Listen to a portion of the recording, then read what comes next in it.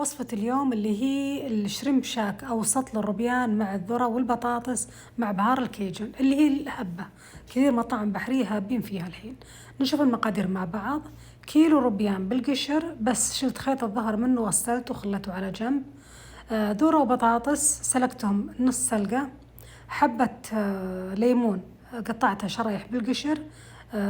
زبدة، بعطيكم المقادير بالضبط بالأخير، وبشر ليمون وعصير ليمون وكاتشب، معجون طماطم وصلصة الصويا المعتدلة وثوم، وهذه صلصة الصويا المعتدلة، وبهار الكيجن بوريكم صورته الحين، متوفر موجود بالتموينات، والملح والرز المصري. هذه هي مقادير وصفة اليوم اللي هي شريمب شاك. الطبق مرة لذيذ يحبونه خصوصا الشباب.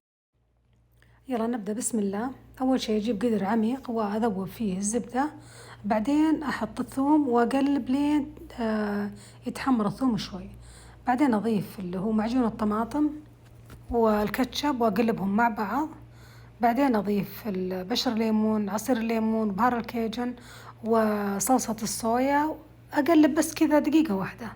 أضيف الروبيان وأقلب، بعدين أضيف البطاطس شو اسمه الله، والذرة وشرايح الليمون، أقلبهم كلهم مع بعض، وأتأكد من الملح، إذا حسيت إنه يحتاج أضيف، لأنه صلصة الصويا فيها ملوحة.